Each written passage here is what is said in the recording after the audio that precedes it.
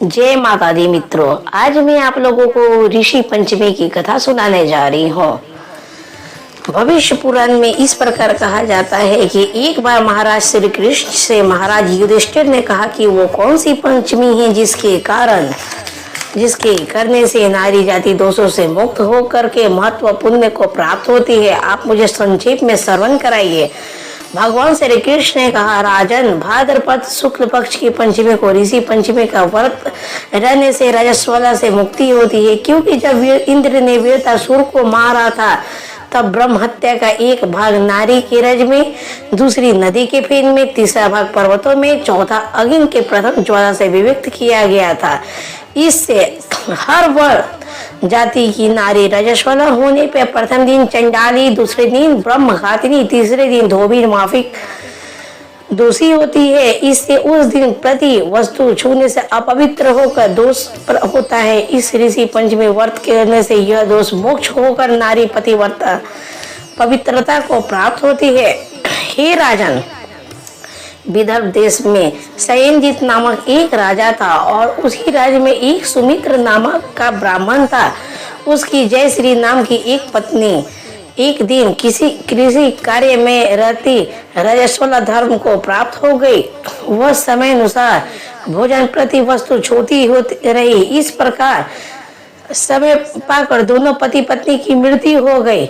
मरने पर ब्राह्मणी का कुतिया का जन्म हुआ और ब्राह्मण को बैल का जन्म हो लेना पड़ा।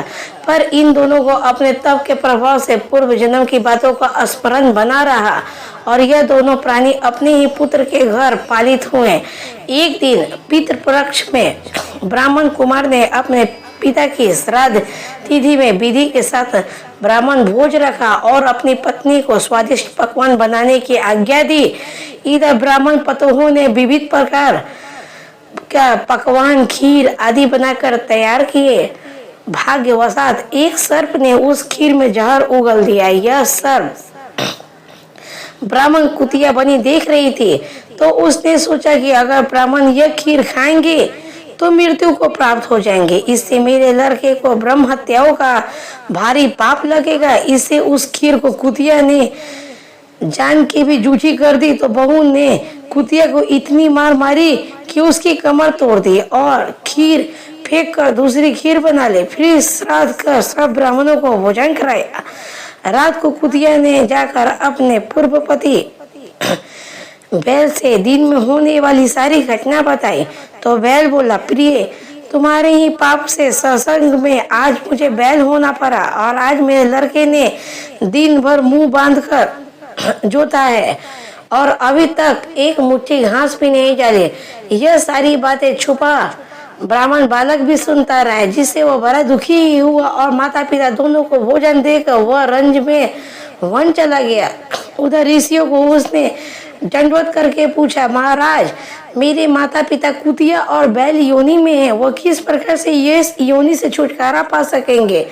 तो ऋषियों ने बताया, तुम्हारे माता पिता ने रजोधर्म दोष से कुतिया और बैल का जन्म पाया है। इसे तुम घर जाकर के विधि से उत्तम ऋषि पंचमी को कर उसका फल अपने माता पिता को संपन्न करो, जिससे वह इस योनि से मुक्त हो स्वर्ग प्राप्त करे। मुनियों ने विधि सुनकर ब्राह्मण पुत्र ने घर आकर विधि के साथ सर्वांग सहित भाद्रपद शुक्ल पक्षमी को ऋषि पंचमी व्रत को किया और श्रद्धा से उस व्रत का फल अपने माता पिता को संपन्न किया, जिसके प्रभाव से वह इस क्रूर योनि से छूटकर दिव्य देव विमान पर आरूढ़ हो स्वर्ग को प्राप्त हुए। हे राजन, जो नारी इस व्रत को विधि के साथ करती है, श्रद्धा से सप्त ऋषियों का पूजन करती है, वह नारी भयंकर रजस्वला दोष से छूटकर श्री घी, धन, पुत्र पौत्र आदि के सौभाग्य को प्राप्त हो जाती है। इस व्रत को करना नारी जाति का मुख्य कर्तव्य है। इससे तन मन आदि के दोष से मुक्त होते हैं। जो फल तीर्थों के करने, दूसरे व्रतों को करने आदि से प्राप्त होते हैं, वह इस व्रत के अनायास नारी जाति को मिलते हैं। हे युधिष्ठिर महाराज, इस व्रत का ऐसा महत्व है। एक बार बोलिए श्री कृष्ण भगवान की जय। तो दोस्तों आपको हमारा ये कथा कैसा लगा नीचे कमेंट बॉक्स में ज़रूर बताएं, और अगर पसंद है तो कृपया लाइक शेयर कमेंट और सब्सक्राइब जरूर करें। जय माता।